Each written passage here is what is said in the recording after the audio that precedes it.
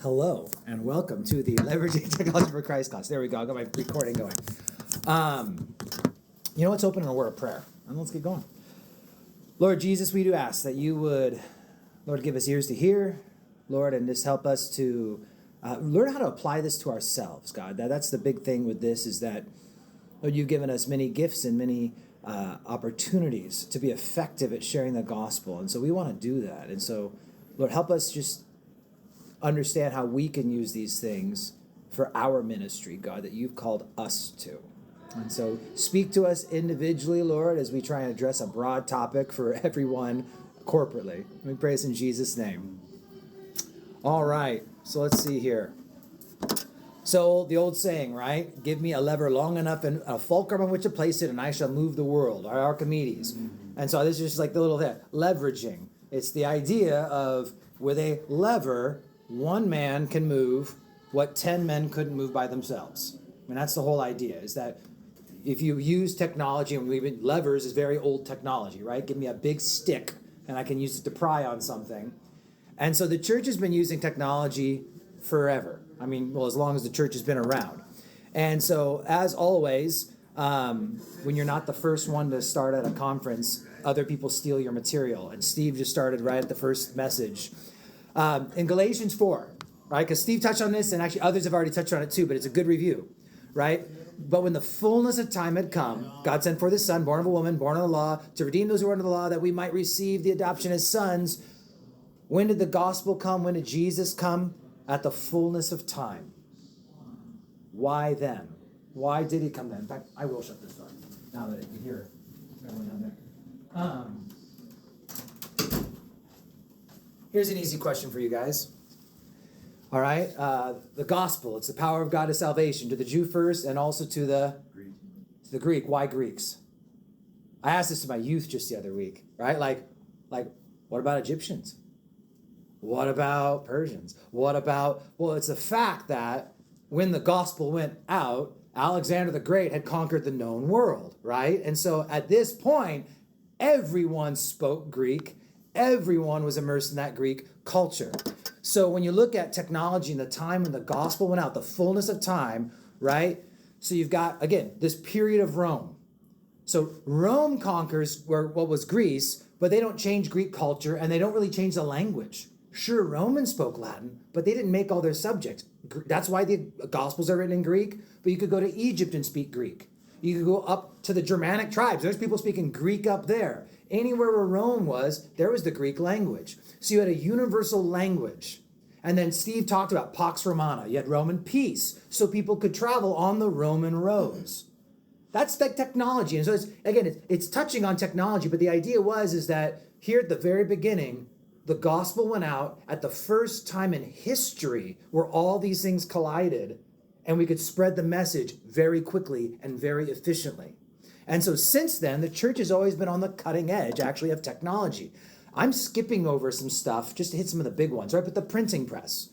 When you've got the printing press coming out, you've got, right? I mean, we're talking within this 50-year window, the 1450s, right after that, they're beginning to print Gutenberg Bibles. And you've got, within the generation, Martin Luther and his 95 Theses and all of Luther's tracts are being spread. So at the kickoff of the Reformation, which is a huge turning point in church history, we have the birth of, once again, something that lets us get information out as quickly as possible. But, as we'll go through everything today too, it's also like the same printing press that was printing Gutenberg Bibles and Martin Luther's little comics and tracts and writings, it was also printing off indulgence paperwork for the Roman Catholic Church, right? So everyone gets to use technology. Whether we like it or not, it's being used by everyone to get out whatever they want to get out. It's really a matter of is the church using it so that we can get out stuff too? Radio was a big thing. When the radio got out, the broadcasters, and even American Christian radio specifically, because you can even back up before this, and there were missionary radio, and I didn't take time to prepare anything for that, but it's really cool how there were Christians in South America putting out Christian broadcasting missionary stuff, and then they were selling radios to people because they were trying to get more people to hear the gospel. I know I can be in Saudi Arabia I've been there in a Muslim country, and you're picking up the Israeli, radio stations, and I'm hearing Israeli stuff over there, but you're also hearing actually like Christian stuff that's broadcast from a lot. You pick it up in a Muslim country right next door. And so, but the radio goes out, and there's all these radio broadcasters, and again, you have people putting evil stuff out on the radio, getting huge followings. But you also have people putting out good Christian stuff, and people are getting saved by all the radio broadcasting going on. You've got television. And so again, Billy Graham was the first one to really, not the first one, but he was well known because the Crusades and all this stuff getting broadcast on television, it hit far and wide. And then this mysterious thing we've heard much about already at this conference, cassette tapes, right? Which, people much younger than me, you start forgetting about these wonderful devices. But cassette tapes is a good example. And I'm stopping with cassette tapes as far as this is new enough now, we don't need to go over. But this was a big deal because cassette tapes made it so that people could record their own stuff easily at home on your own, right? It's different than a vinyl record. Vinyl records are great, but it's like no one was recording their own vinyls and sending them out to friends. Cassettes meant you could take stuff, you could record it, you could send it out. And the stories have already been told. They did my job for me. You look at just Bill Stonebreaker's stories where I had Chuck's tapes and that's all we had. There are so many stories like that. So if you listen to Pastor Chuck and the old Calvary Chapel stuff or other things, it was like all we had were these cassette tapes. And we were going through cassette tapes. And I was looking up statistics and all this other fun stuff. And it's like, you look at like J. Vernon McGee, right, who taught through the Bible on the radio, but then was done in cassette. And they're pointing out that this guy's been dead since 1988, yet today his verse-by-verse Bible teachings are going out in over 100 languages and all over these places. It's amazing to see, again, what these things have done. And so, just in general, this idea that the church has always used technology.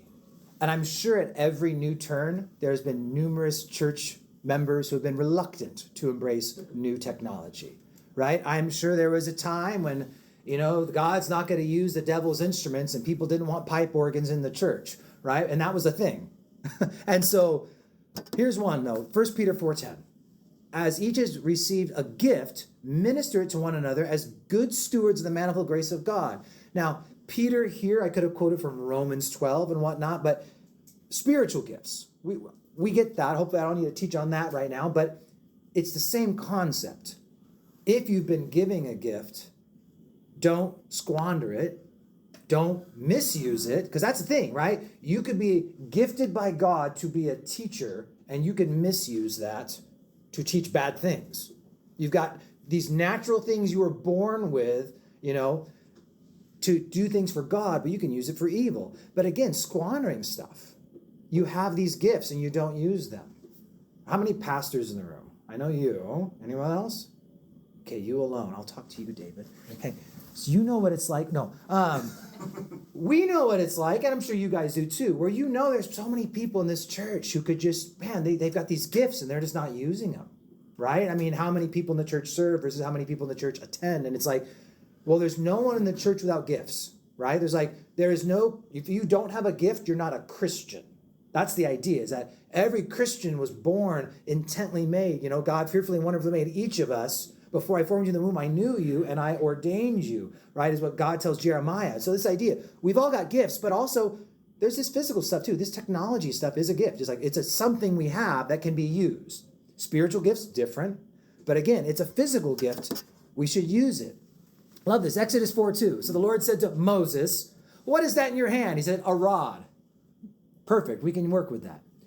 There was his technology. It's just funny, but it's like, here's what Moses had with him, right? Well, he turns into a snake, he uses the rod for all these different things as he gets the Israelites out of Egypt. But the idea is here it is right in your hand. You've got a lever, Moses. Use that rod. You can do stuff with that rod.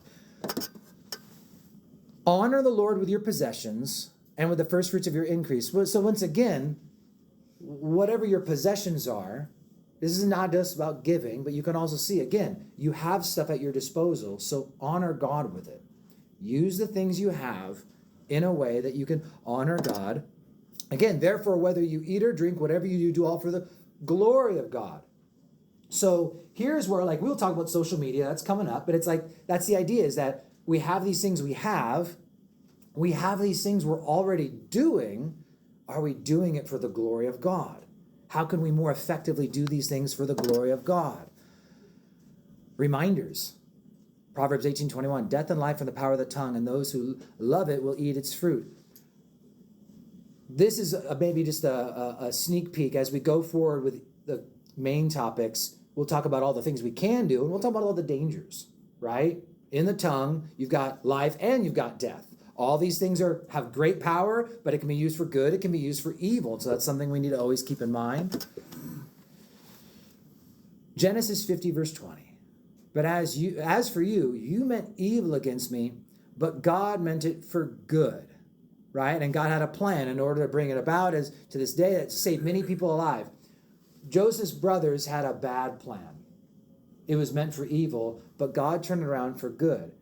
It's that great reminder that the enemy will take things and try and use them for evil, but again, God can use them for good. So we're looking, again, kind of like the idea, the same avenue. You can use it for evil, you can use it for good.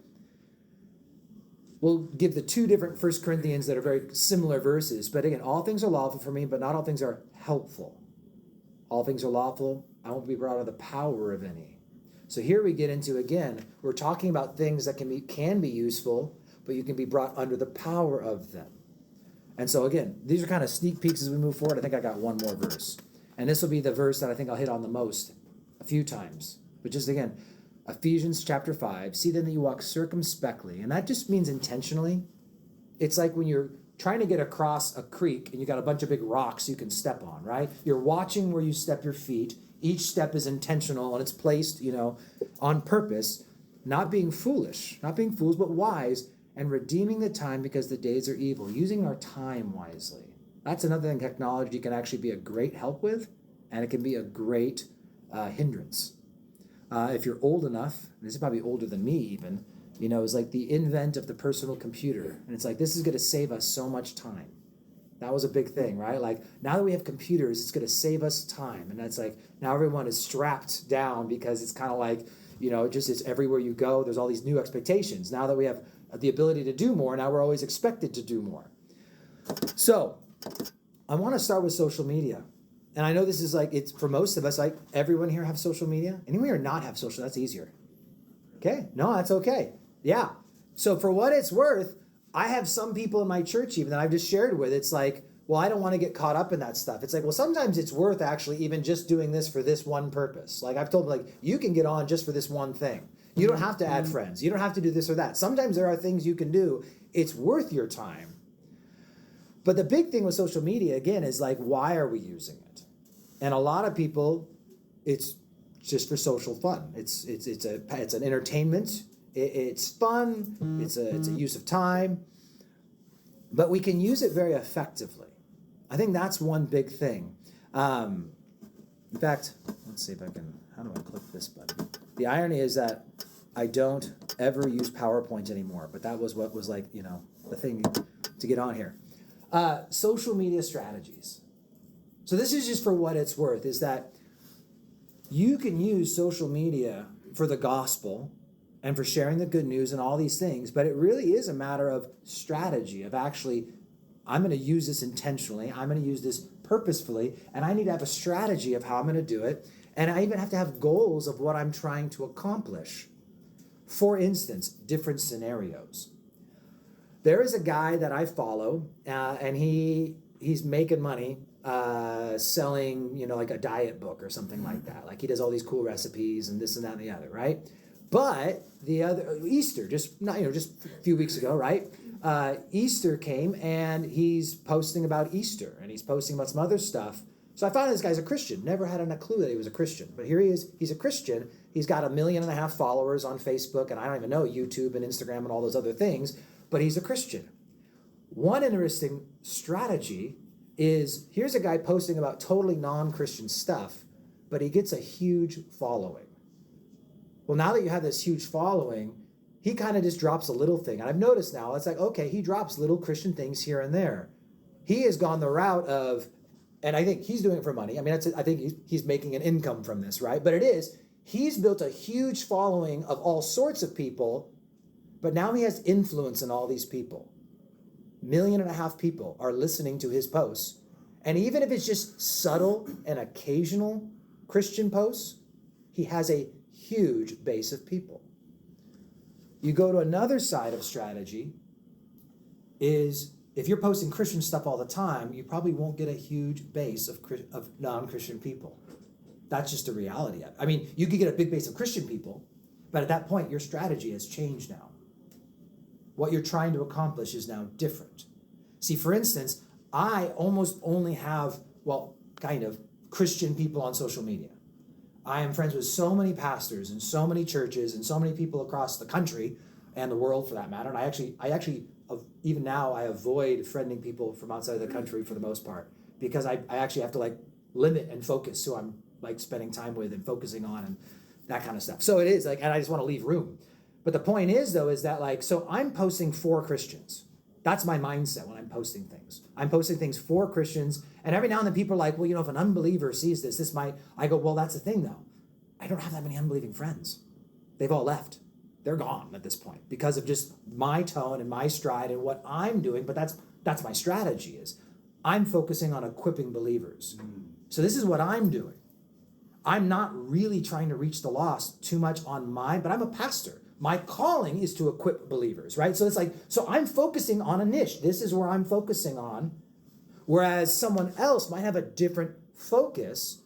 And every now and then I do try and do different things. Like for instance, I just throw out that couple of years ago, I went back up, my beloved brother whom I love and adore. He's beautiful and kind and nice. And he's putting his head down in the back. But no, I was just telling the story recently to someone because they asked. He's like, oh yeah, he got my Mustang out of my shop. And so we went up there and picked up my Mustang and brought it back down to my shop here. And I was an auto shop teacher before I went full-time in the ministry. So cars. And well, I started posting all these videos and all of a sudden people started following. And I had a video go viral on YouTube. Wasn't even trying to get a YouTube following. And it was like a few million people watch this car video and a few thousand people start following me on YouTube. But the thing is that these are all non-Christians. So now I have a YouTube following of car guys. And then I can slowly put little Christian things out there from time to time. All these people started following on Instagram and Facebook now. So even though Facebook, I just focus on Christians, I don't think about unbelievers, but people keep following me because of these car videos. So every now and then I post car videos, and I had someone come and ask me once, they're like, you know, I'm a little bit, there's a Christian believer who, you know, someone I know just through online, never met in person, but they're like, well, what? You're always posting all these secular songs. Like, why don't you post Christian songs? I go, because I'm not trying to reach Christians with the car videos. I'm trying to reach the world. So I post classic rock songs that go with the era of people who like my old Mustang. I'm intentionally I don't pick bad songs. I make sure that they're clean songs. They don't have bad lyrics, but it's like, yeah, I'm intentional. And actually, just like Steve was quoting, it's like, this is why Paul it's the same thing I told this lady. Paul at Athens, he was quoting Epimenides. He's quoting from these secular people because it connected with his audience. So a lot of it is about being strategic. If we want to actually reach people, knowing why you're doing what you're doing. It's not wrong to just have a social media account for personal fun. But the reality is that we have such a powerful tool to not, as a Christian, be thinking about how can I use this effectively and what's my niche? What is my area of influence? And then how is God going to use me in my situation to minister to other people? Here's just a thought. I do mostly Facebook because I like Facebook because there's actually interaction more. Like Instagram is a lot of like just scrolling and looking at stuff, but there's not a lot of back and forth. I want to back and forth with people.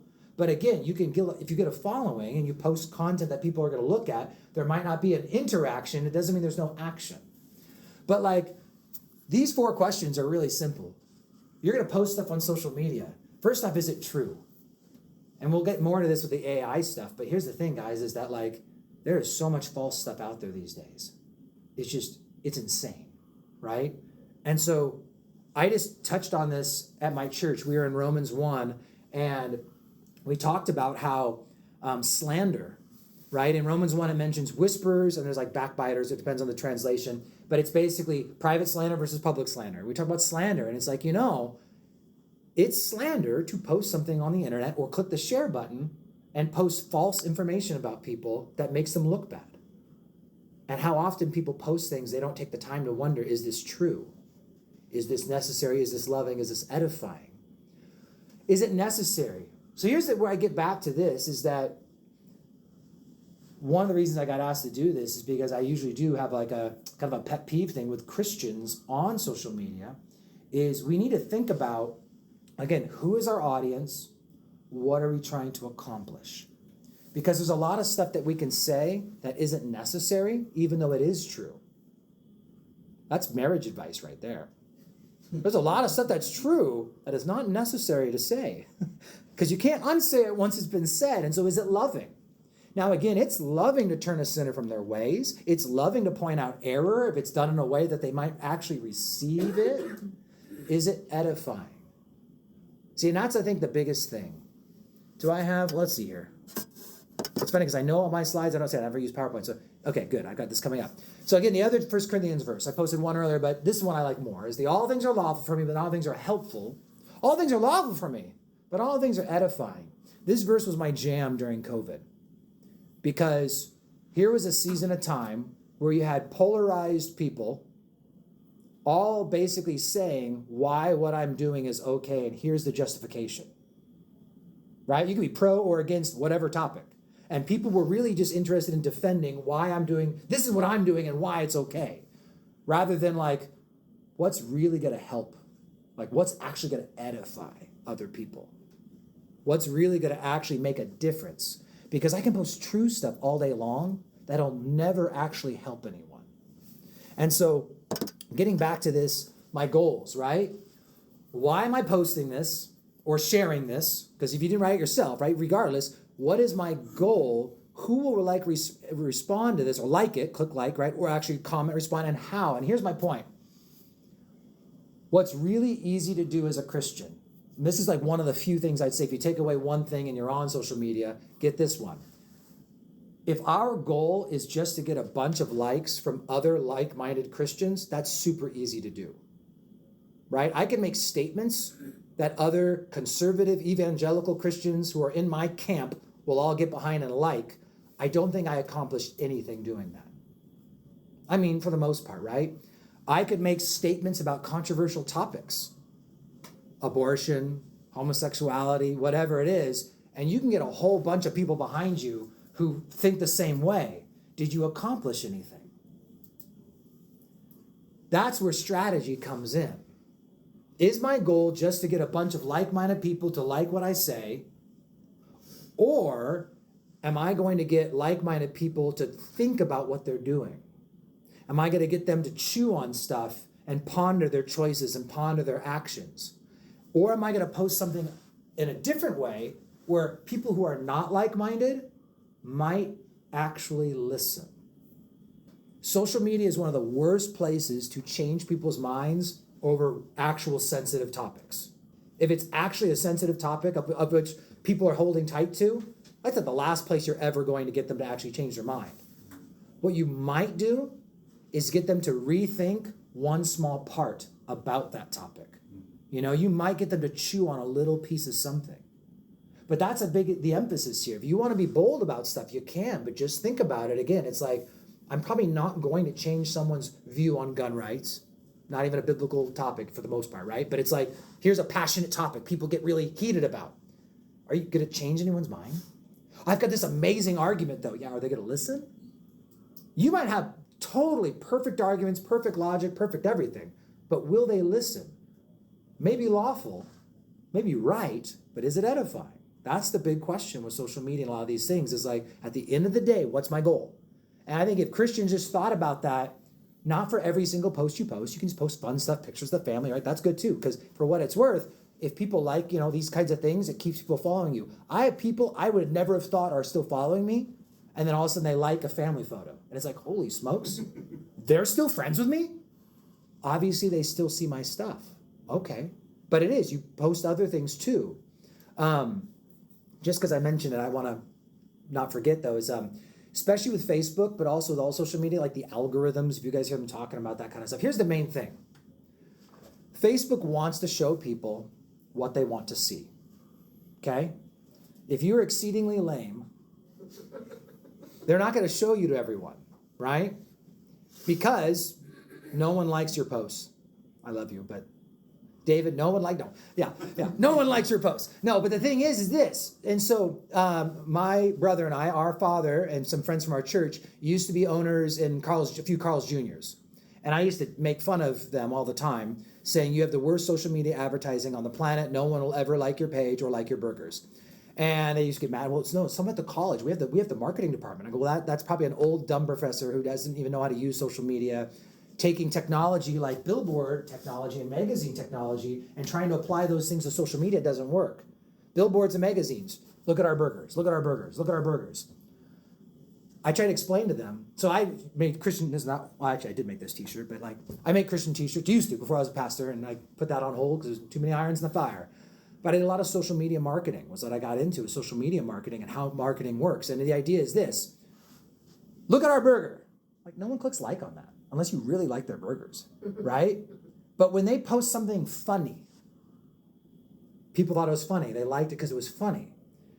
There is a guy I wouldn't recommend because he swears like a sailor, but Gary Vaynerchuk, and he's just a social media guru.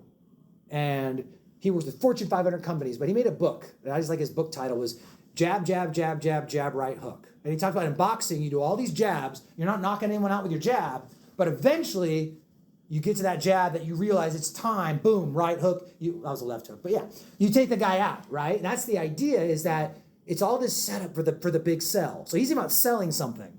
My jabs are jokes. My jabs are free information. How to DIY, right? Like my car videos are just working on the cars, but it's enjoyable. Post something enjoyable, and all of a sudden people are following you and liking you, and then it's like, now buy my book. So that's how social media works, is that if you post boring things, no one likes it. But the idea is if you have engaging stuff. So part of your strategy sometimes is like, I'm just posting this information because it gets people like it. And you know what? And then when I post my biblical stuff, now people have been following. And so that's, again, part of strategy, having a strategy to all this. Back to the whole, is it edifying? Matthew 12, 36 and 7, I think, is a key one for social media. But I say to you, this is Jesus speaking. Every idle word men may speak, they will give an account of it in the day of judgment. For by your words you'll be justified, and by your social media posts you will be condemned. But that's the idea, right? Idle word. Do you think Jesus would say that written word doesn't count? No, I mean, like, I'm pretty sure if you write it or say it, well, what if you type it? What if you didn't write it, but you personally share it, and it's on your page? You have shared these words publicly now. You're held accountable for it. Well, I didn't know it wasn't true. Maybe you shouldn't have shared it then. So again, that just gets back to the accountability of social media, that we just need to make sure we're being accountable, we're paying attention, we're being intentional. This I just thought of as Zach was talking, and I think Billy was coming up.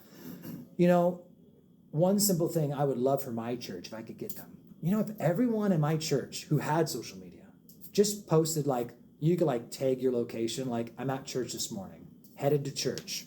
Something so simple. But imagine if every person in a church did that. What's the best kind of advertising? It's word of mouth. Yeah, and social media is word of mouth. Imagine if 1,000 people at Calvary Chapel Tri-Cities were headed to Calvary Tri-Cities, happy Sunday. Little stuff like that, though. People who follow you because you normally just post about your family, you normally just post about your dog, you normally post about, but I know that they go to church, and they're always just posting these little. They're not offensive. They're not. It's nothing. It seems like nothing, but they're always posting about their church and that they're going there. When that person hits hard times, they know someone who's always at church.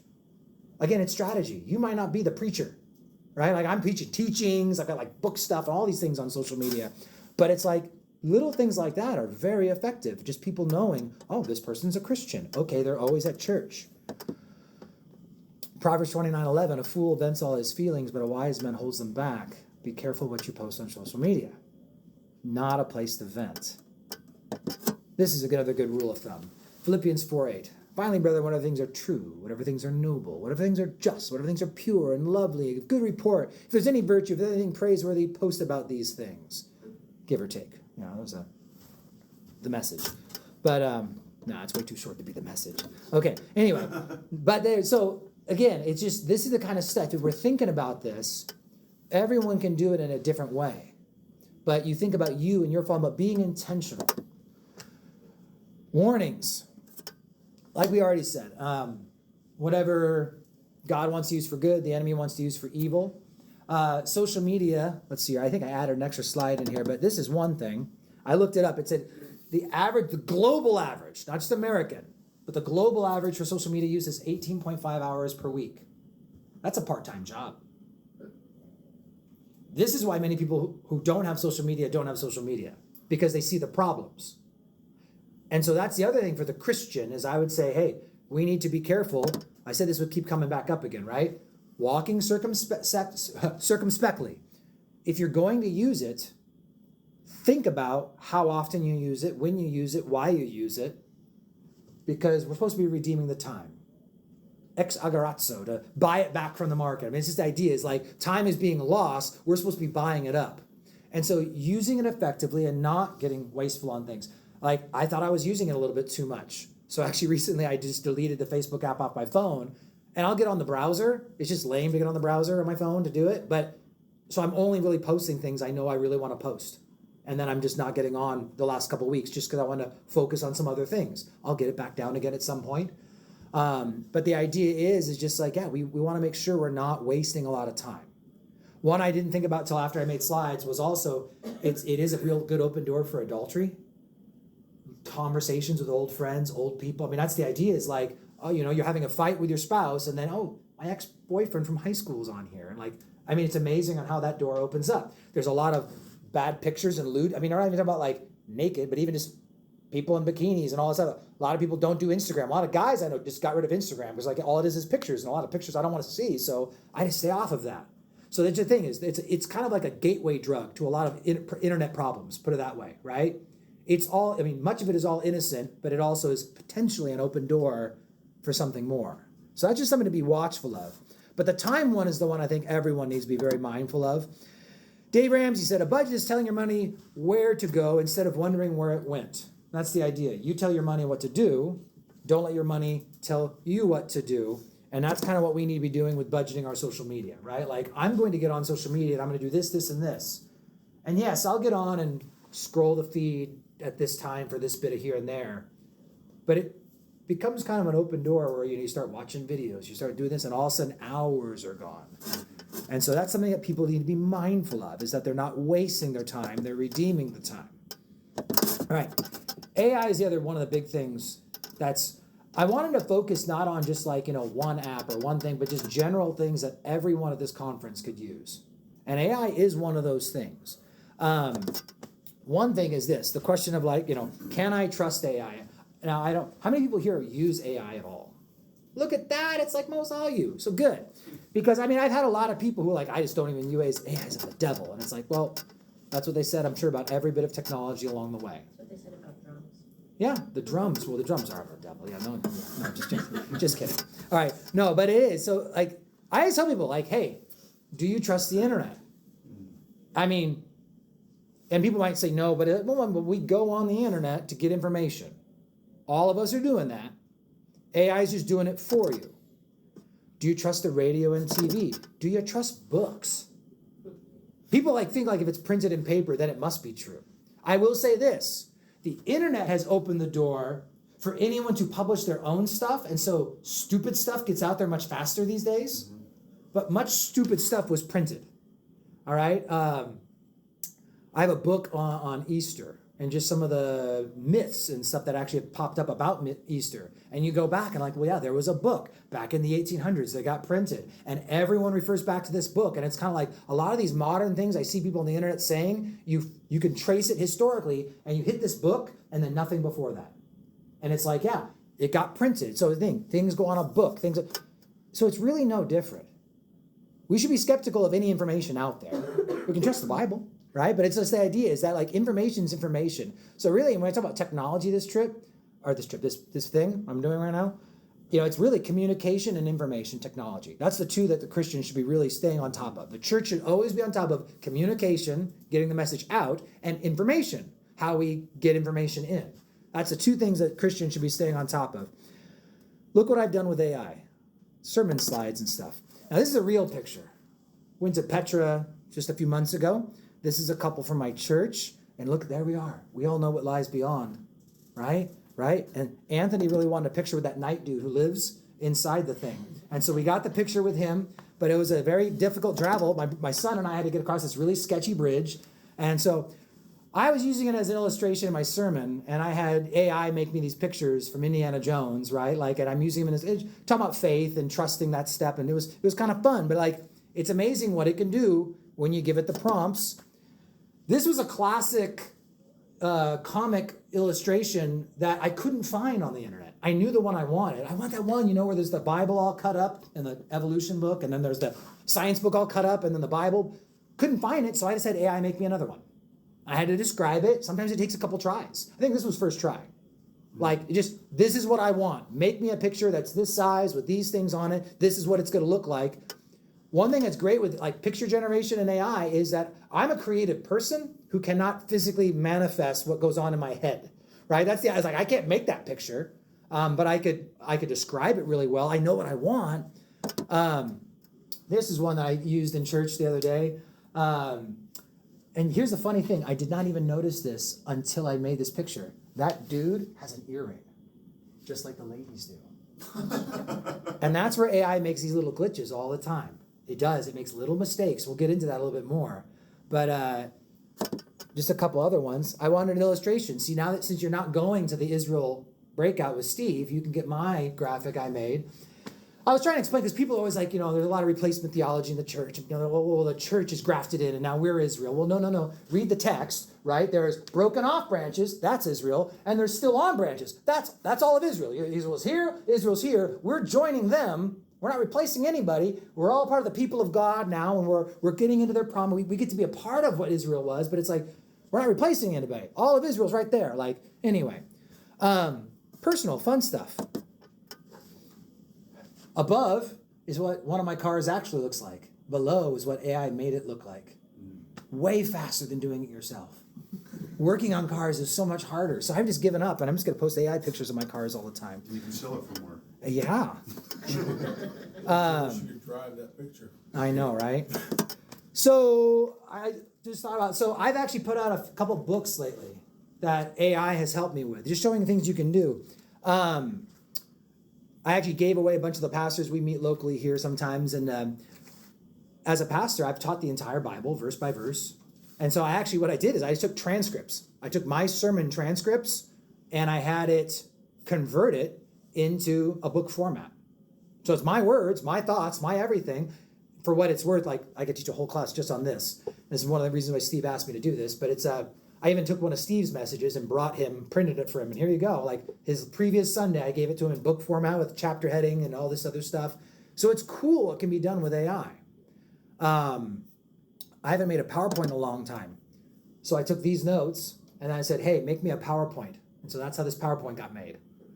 I didn't want to make slides. So I just said, make the slides for me. I'm lazy. But the point is that you can use it for so many different things. And the books and these slides, I use Claude, which is good for long format stuff. The pastor's taking notes. Now it is, if you want to do like book stuff, you want to do like thousands of words, Claude can get through that. Like ChatGPT can't handle it. I've tried. I did it for a long time, and it just kept making mistakes, kept getting glitchy on me because it's just too much information when you're handing it like 60,000 words or something like that. But Claude, that's what it was designed for. It's designed for writing, like book writing. And so it works. Now, for what it's worth, I would start again. I don't even know what's going on in my life right now. How much time? 10:45. Okay. Moving on.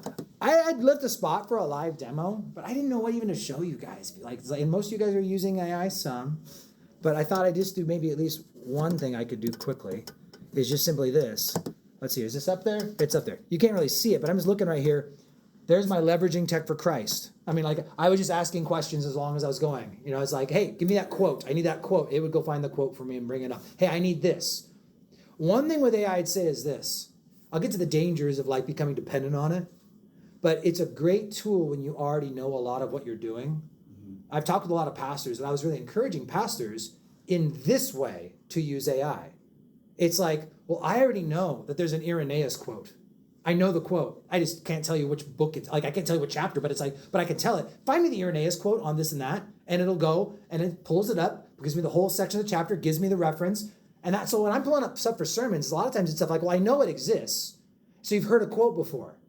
Find it and verify that it's actually a quote. You'd be surprised how many quotes are being quoted out there that are not authentic quotes. And we've been saying them for years. And so it's like, I'll actually have it go and like ChatGPT knows the fact check. I want you to see the source. If I ask you for a quote, and I get all depressed because all these quotes I've been using for years are all bad and not true. And like, oh man. But just for what it's worth, I mean, like, I looked up a false teaching last night. Someone brought it up and I've never heard it before. I'm like, that's weird. And so I like had AI like tell me the history of this. It's like, oh, it was like a Gnostic teaching that disappeared in the Middle Ages, but then popped back up in the 1950s by this one charismatic faith healer who brought this. So I learned about the teaching because I was just curious, like even as like the history of like when did this teaching come up? Show me where it started showing up, and so it's great for information. It really is.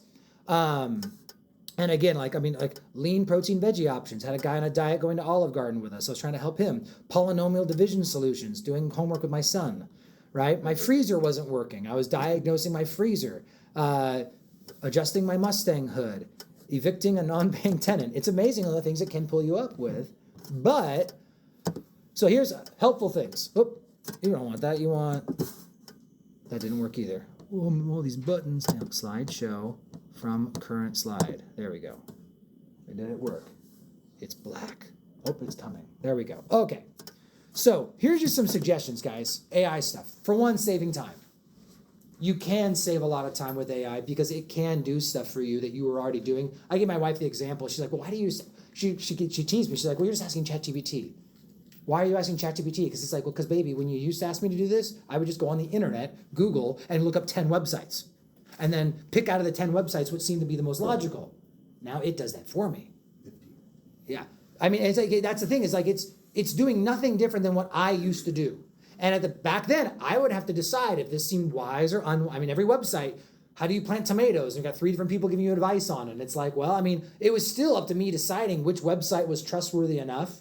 So I can save a lot of time. And again, making a PowerPoint. It is amazing some of those other things you can do with it where it's like, well, I already know what my material is. I gave it my notes. It's just making slides for me. Save me a bunch of time there. Okay, summarizing large material for a first pass organization. That's ChatGPT's wording there, or Claude's wording, or someone's wording. But summarizing large material. Here's something that I do personally is I have people all the time asking me Bible questions and things like that. And one of the ones that I get frustrated over is people, they don't even go to my church. It's okay. Like I like helping everybody. But when someone who doesn't even go to my church is like, will you watch this 1.5 hour video and then give me your thoughts? And it's like, and it used to be, I just wouldn't do it. Like, I just kind of tell someone like, you need to tell me more information and I will try and get back to you on that. But now I take the video and I know how to get a transcript off YouTube real fast. I drop the transcript into AI, say, can you spit me out like a real quick summary of what goes on in this? Oh, okay. And then I respond to the person. Okay, like it just went and gave me a cliff notes of that 1.5 hour video, so I didn't have to watch it, but I was able to give the person a feedback, and my feedback is what they wanted. Like, yep, I was addressing the points of the video and this and that. So it's like, it's allowed me to help people by not having to listen to an 1.5 hour video. I just get cliff notes. You mean you don't want to listen to it on 2 times speed? Yeah, no, well, yes. I don't have 45 minutes. I mean, but yeah, trust me, all the sermons I listen to are 1.5, 2 times speed, depending. If they had 3x on Pastor Chuck's app, I'd use it. But brainstorming categories, question research lanes. So this is something where like, I don't even know if I made a slide for it because I would hope it was a no-brainer, but it's like I am so absolutely opposed to AI ever trying to give me something like to say in a sermon. Where you're like, it's like, it suggests things all the time. You know, you could say something like this. I'm like, shut your face. I hate you. You're never going to talk like that to me again. I honestly, I get in ChatGPT because you're like, but it's like, but I don't mind it saying like, we're talking about this topic. Show me a bunch of different things that I might want to consider. And it gives me things to consider.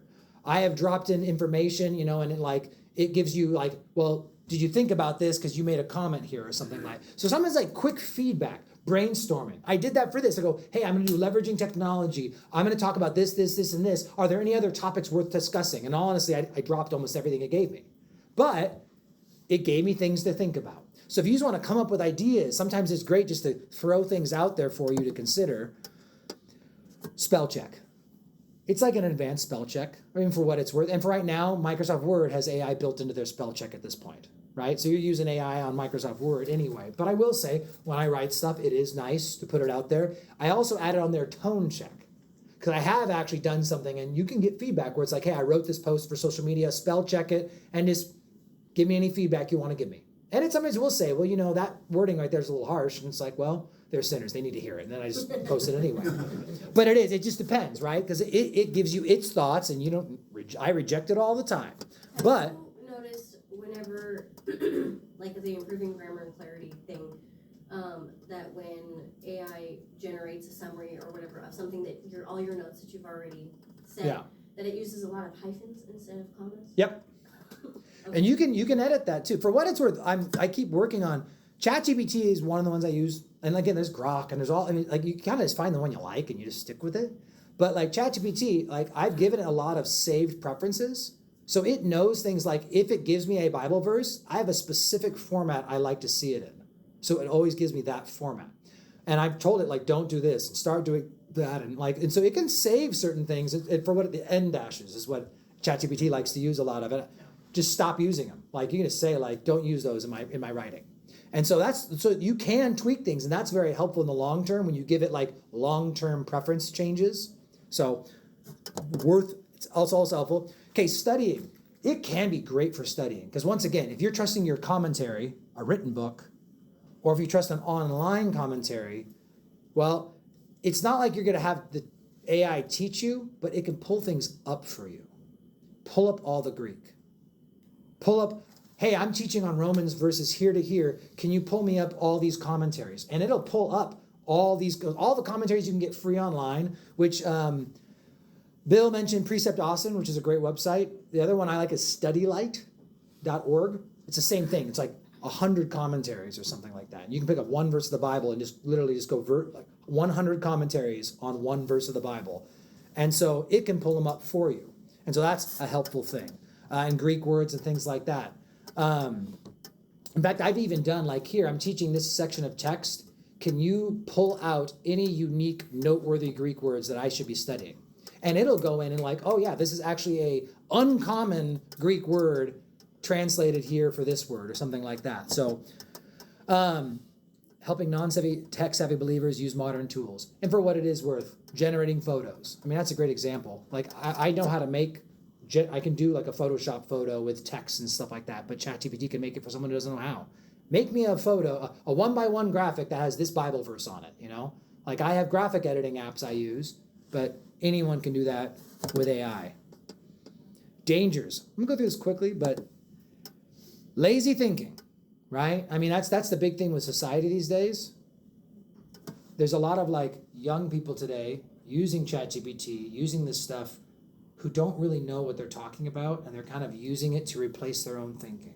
That's the big danger I think most people are aware of, is where people become dependent on something else thinking for them, rather than using it as a tool to amplify what you already know. Confident answers that are actually false. AI gives wrong answers all the time to stuff. I had it try and get me to hook up my HVAC AC things backwards on my compressor on my unit on my house. It's just things like that. It gives wrong answers all the time. And if you don't know, you can get in trouble. So it is you fact check it just like anything else. I'll have an example of that here in a second. But letting summaries replace real reading. Just the idea that it does summarize stuff, but we should also make sure we're reading things at length and not just always going for the quick way. We want to get it all in there.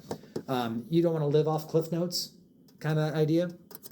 Using AI to fake spirituality, originality, scholarship. Yeah, once again, there are pastors out there having AI write sermons. That's a thing, right? None of the pastors here, I would assume. But there are people doing it, right? And having AI write stuff and they're passing it off as their own stuff. That's a no-no, that we don't want to be a part of. As the authority rather than the servant. Once again, that's part of trusting it. And again, do you let it be the authority where it gets to say these things, or just realize it's just a tool I use, right? It's not the boss, it's not the in-say, it's just a tool. And then the other big one is again, many people, especially gullible people, which is why I put the word gullible on the back door right there, or the back window. No, there's a lot of fake stuff out there that AI is getting better and better and better and better and better at generating. pictures, videos, everything, right? And so we're at a point right now where it's like I almost don't trust anything, I feel like, and it's even like almost an unhealthy point. I'm so skeptical because there's so many fake everythings out there. And so, but that's one of the problems with AI is that now anyone can generate some very convincing fake stuff. So we need to be all the more vigilant. Okay, AI gets it wrong. Let me give you an example here. So last Sunday, I was in Romans chapter 1. I wanted to make a list. I'll show you my prompt, but here's the thing I actually put up for my church. New King James, Greek in the middle.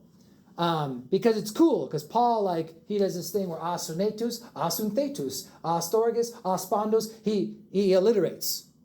The King James doesn't alliterate, but it's an accurate translation. The New King James decided to alliterate, but they're actually less accurate words, if that makes sense. Like, he had a rhyme and a flow, so the New King James, this is actually where New King James and King James are kind of more different. New King James tried to keep the flow, and it's the English equivalent. The Old King James didn't care about the flow, but it gave us a little bit more accurate. So I want to show both. Like, hey, you look at the two of them, you get the reason why. Note, undiscerning is New King James, without understanding is King James. So this is my actual ChatGPT screenshot here. Hey, Romans 131, give me a 3-column list, New King James, Greek, and KJV. That's what I wanted. So it makes me this big thing, and it was kind of like, it wasn't columns. So I said, okay, no, I want one word at a time. I meant columns, but I didn't say that. Well, it gives me one word. It says, New King, without understanding. King James, without understanding. I'm like, no, those are different. I said, wait, my King James doesn't say without understanding. So what does it do? You're right to question that. It does not include it. This phrase comes from majority text, but some TR traditions, so actually, New King James is not included. I go, well, that's not true either. That interesting is aspandus, the 4th word of the 5-word list. It's not included in certain Greek manuscripts. If you're familiar with that, there you go. It's not included. Like if you have an NIV, they only have 4 words there. But the first word is in both manuscripts. It's in all the Greek manuscripts. It's all the same. It's just continually. So then finally, I'm just like, wait, what? Like, it does have the word there. Why don't you see it? You're right, and I misspoke earlier. Thank you for catching that. It is there, and that's the right word. But I just thought, like, I knew there was a problem. But again, this is a good example of someone who didn't know any better pulling up. I mean, it was misquoting the Bible. So you got to be careful. Like, when you just trust that AI is going to give you the right stuff you want. Like, you fact check everything if you're going to use it. It's a great tool. It really is, but you got to be checking it. 1 Thessalonians 5:21 and 2, right? Test all things, hold fast to what is good. I mean, we're using this with AI now, right? You test it. You make sure that this is not giving you any weird, faulty information, but use it if it's good. Proverbs 18:13, he who answers a matter before he hears it, it is a folly and a shame. It's about gossip and that kind of stuff, but again, like, you don't want to just be believing something before you take the time to verify things. That's the heart behind it, right? It's the same with AI. Don't just assume it's giving you all right information.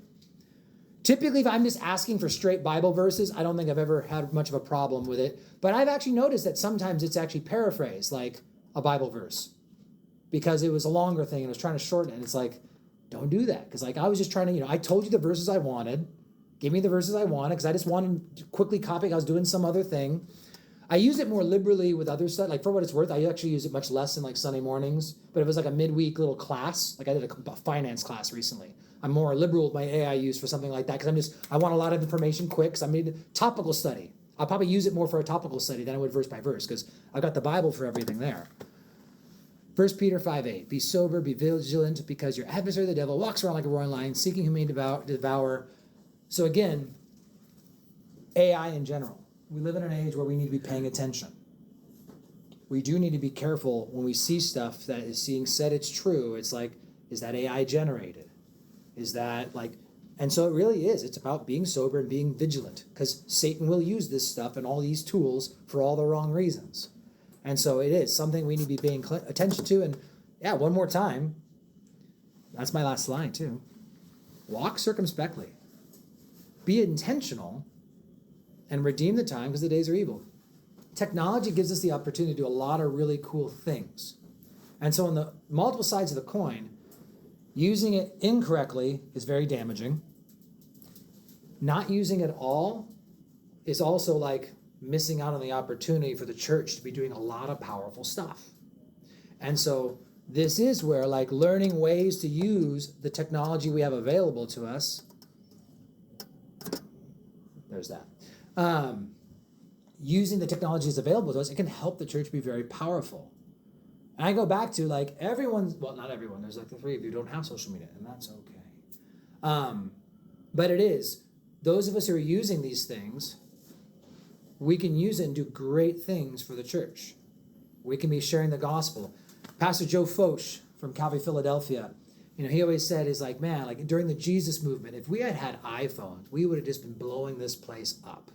And he was just making the point, like, we were so excited to share the gospel. We were writing tracts and we were passing them out on the shores of the beach and this and that.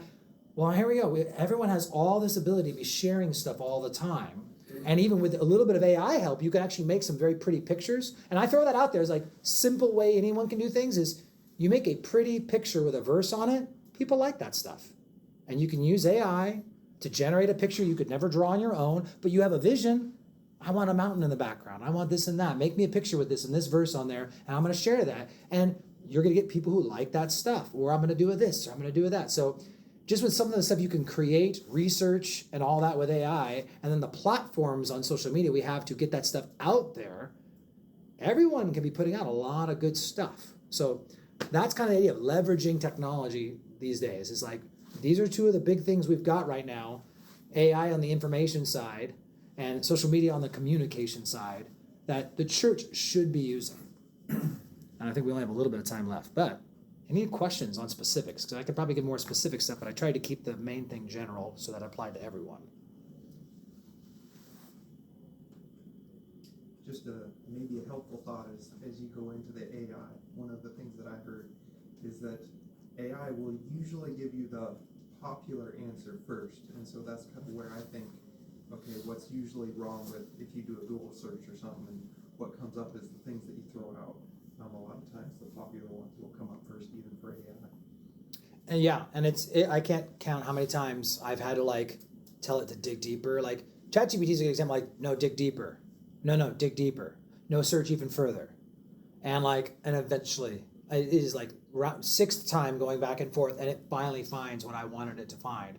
And a good example for that was actually like some quote or something like pastors say, well, the ancient Jewish tradition was, and it's like, okay, where'd that Jewish tradition come from?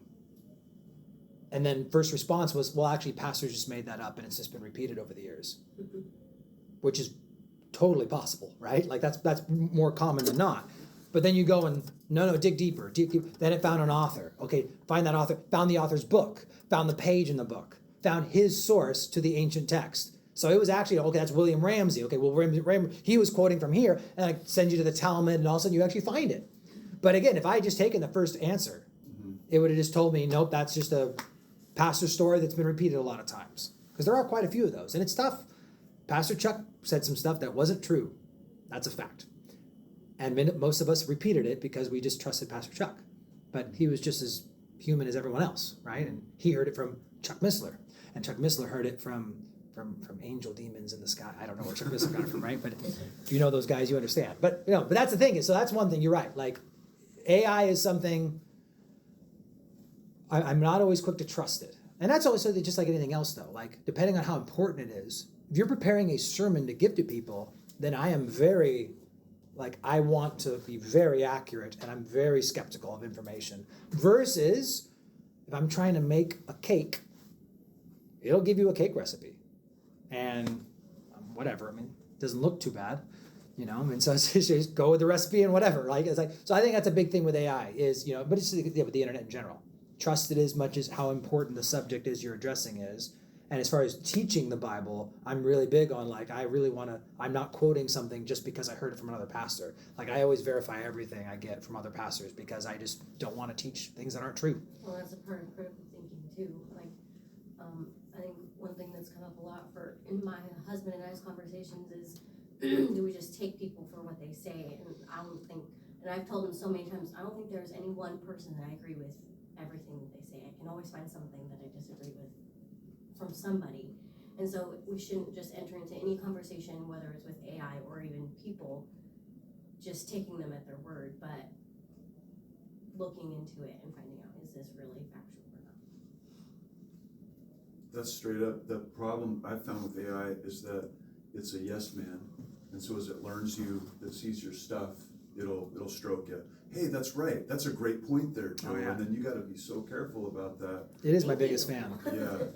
And then on the deeper dive, I've learned if I'm looking for two sides of something, I've learned to put in the term red team. Hey, red team this. Like play this out. Like war game it. Yeah. Right? And then it'll start moving in a better direction. Yeah. A use case that I have found very useful and I'm continuing to use today is, the whole tone check, spell check part of it. Yeah.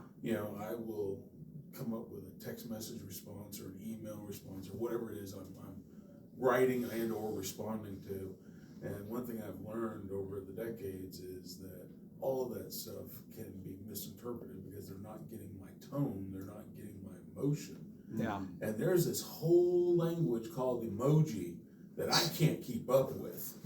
And so, what I'll do is I will add emojis in there as appropriate. And do that. Yeah, it works. I mean, that's And then I'll review and I'll delete or add as I need to, but it'll come up with emojis that I'm like, oh, that's a thing? And it's really, really cool. So, I mean, that's a use case that I've come up with. Another one I came up with is when I only do Bible studies every couple of months.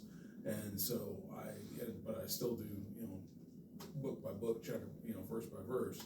And so what I'll do is I will have it go take a look at my YouTube video, what I did last time, what did I promise that I'm going to cover next time I get to this, what did I get to and what did I not get to, and it will actually, bullet point. It's like, okay, this is what you said you didn't get to, you're going to cover next time, and so on and so forth, so that I don't miss things in the next study, because I mean it's months between my studies. Yeah.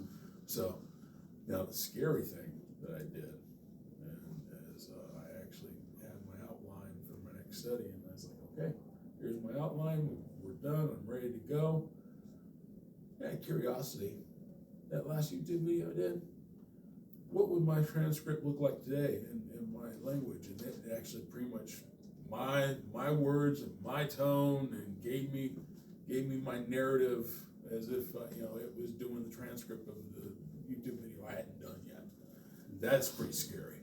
oh yeah. So, Well, that's they can do all that stuff, and there's a temptation there for some people too. I mean, there is like that. It can do the work for them, and so yeah, it's just like anything. Tools. It amplifies what's already going on in you, right? Like that's the kind of idea with any tool. You can use a gun to protect. You can use a gun to attack. You can use, I would not recommend using it that way unless you're going for something specific. It's like, how do I word this in my own words? If you're having a writer's block or something, but I would not recommend using it that way. So Agreed. Anything else? Don't put personal information in there. Like your phone number, personal information. Don't scan your taxes in to say, how can I save on taxes next year? So, it all gets up there and saved, and it's usable. So, all right. Let's pray once more, and we'll send you guys on your way. Lord Jesus, we do thank you for the opportunity to just see what is at our disposal, and just a few good reminders. And I just pray that even as little as those who have social media, just being more thoughtful about what they're posting, and even just that they're going to church, just sharing little things like that, Lord, that just kind of let the world know that we're out here, Lord, and that you are out here. And so, Lord, help us be more effective with how we use our time, Lord, and I pray, God, that these tools make us more efficient and we don't waste time on them, God. And so, bless your church. We pray this in Jesus' name. Amen. Amen. Thank you, Joe. thank you.